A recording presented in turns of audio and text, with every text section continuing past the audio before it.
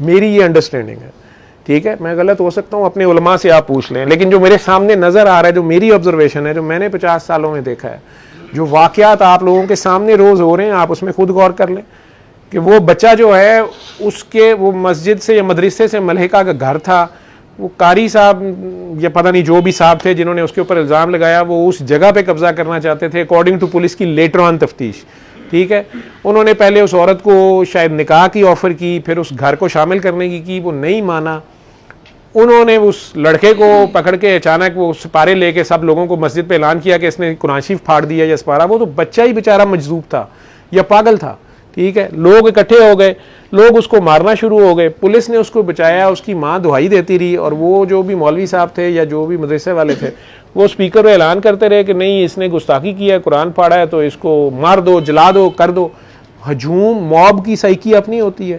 لوگ اتنے جذباتی ہو گئے کہ وہ اس کو آگ لگانے لگے. پولیس نے پہلے اسے تھانے میں رکھا ہے حراست میں, تو وہ تھانے والوں کی جانوں کو خطرہ, تھانہ توڑ پھوڑ, آگ لگانا, انہوں نے اسے چھوڑ دیا.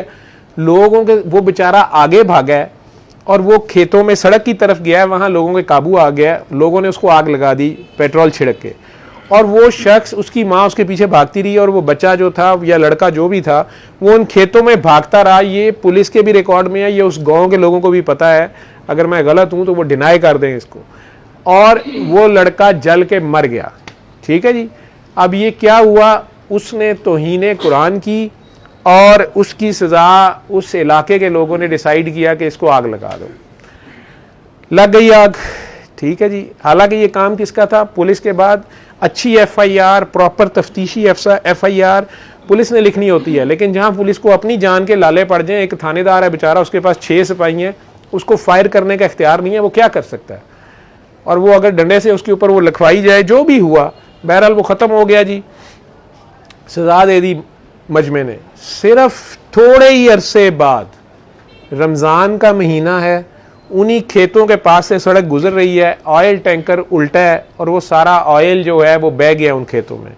اسی گاؤں کے لوگ, بڑے بوڑھے جوان, اور اسی مسجد سے اعلان ہوا ہے کہ جس نے پیٹرول لینا ہے وہ جا کے لے لو. آپ پہلے مجھے بتائیں کہ کیا یہ مسلمانوں کا وتیرہ ہے؟ ایک مسافر کا سامان گر گیا ہے, تو چاہے اس کے اب کام کا ہے کہ نہیں, لیکن اس کی اجازت کے بغیر اس کو لوٹنا گھسوٹنا, اور رمضان کے مہینے میں اور روزے کی حالت میں. ٹھیک ہے, میں کہہ رہا ہوں نا, ہم کہتے ہیں ہم اللہ کو مانتے ہیں, ہم اللہ کو نہیں مانتے ہیں.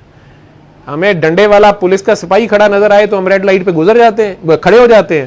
جب سارجنٹ نہیں کھڑا تو گزر جاؤ, حالانکہ اللہ تو وہیں کھڑا ہوتا ہے, اللہ وہ دیکھ رہا ہوتا ہے, لیکن اللہ سے کون ڈر رہا ہے؟ یہ کہنے کی باتیں ہیں ہماری.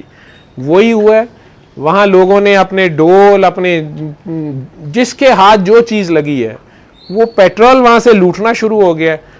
اچانک آگ بھڑکی ہے, جب وہ پورا وہی فیلڈ, وہی کھیت, وہ پولیس آفیسر کہتے ہیں کہ ایگزیکٹ یہ جگہ ہے جہاں پہ وہ بندہ آگ کی حالت میں بھاگتا رہا, چیختا رہا, لوگ اس کو آگ لگاتے رہے, مارتے رہے, وہ پانی کی طرف نہ جائے, اس کی ماں اس کے اوپر پانی نہ پھینکے, وہ جل کے مر گیا. اسی کھیت میں, اسی گاؤں کے 200 کے قریب ہر نسل کا بچہ بڑا, میں کہتا ہوں عورت مرد, 200 سے زیادہ لوگ ہیں جو جل گئے. زمین نے اپنا فیصلہ دے دیا. اس جگہ پہ حد نافذ تھی.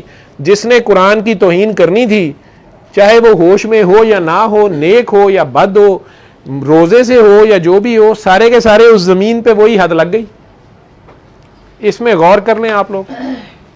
اگر میں نے تو جو بات مجھے پتا ہے میں نے بتا دی ہے, آپ سب لوگ اس میں غور کر لیں کہ اللہ کا نظام بے عیب ہے. پھر ٹھیک ہے, جو بھی آپ اللہ کو جب شامل کر لیں گے, اللہ کے نبی کو آپ شامل کر لیں گے, قرآن کے نام پہ کریں گے, وہ سب کے لیے ہوگا, وہ پھر سب کے لیے ہوگا. اس میں فراڈ نہیں چل سکے گا, اس میں آپ اللہ کی آنکھوں میں دھونک ہم نہیں جھونک سکتے. تو اللہ سے کرم مانگیں, رحم مانگیں, برکت مانگیں, فضل مانگیں, عاجزی میں رہیں. علم القرآن